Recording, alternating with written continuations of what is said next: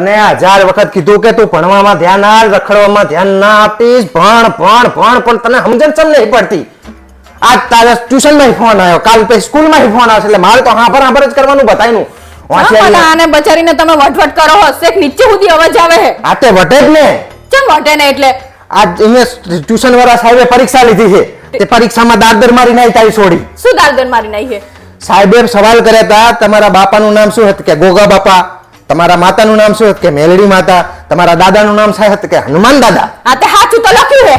એ મરો રોમ, આ સાચું લખ્યું છે? આ તે સાચું છે, આમાં શું ખોટું લખ્યું છે ને? તે એમાં એમને એવું પૂછ્યું છે, તમારા પિતાનું નામ શું છે? આ તો પછી મેં ચોક પાડીને લખાય એવી તા, મમ્મીનું નામ, પપ્પાનું નામ, એવું હતું. તે પરીક્ષા લે તો એમાં કે ભગવાનના નામ નહીં પૂછતા સાહેબ કઈ. પણ તમે સાહેબનો વાંક કાઢવાને બદલે મારા સોરીનો વાંક કાઢો હો. એ મારા બાપ, તમે માં દીકરી બે થઈને મને ગાંડો કરી નાખશો. શું ગાંડો કરી નાખશો? આમાં સાચું કેવું એટલે તમને લાગે છે એવું? મારા તું ખોટા ખોટા સવાલો પૂછે, તારી છોડી ખોટા ખોટા જવાબો લખે, એટલે મારે તો આબરૂ દેખ ધોવા જ થાય. ગામમાં મને જાય એવું નહીં રાખતા. તે તમારી ગામે ચા આબરૂ હે તે જાય એવું નહીં રાખતા. મારા બાપ, તે તું ચાહે ભટકાઈ મને ખબર પડતી નહીં. એ ભગવાન, તારી છોડીને સમજાવવાની જગ્યાએ તું આવું શીખવાડે, ભાઈ ભણાવજે ભાઈ આગળ. પણ એ સાચું તો લખીને શું સમજાવું ને? સાહેબનો વાંક કાઢો ને તમારે એવું ના કે સાહેબ તમારે આ રીતે ના લખાવાય.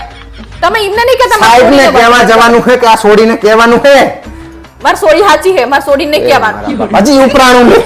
તાણે શું સાચું વચારી લખી નહીં એને સાહેબનો વાંક કાઢવાને બદલે મારી સોડીને નકરા વડવડ કરતા હોય.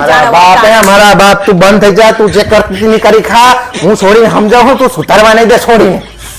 તમે જ કાયમ છે ને બચારી નકરા વડવડ જ કરતા હોય, સાંભળતા જ નહીં કોઈનું એ નકરા. સાચું લખ્યું ને.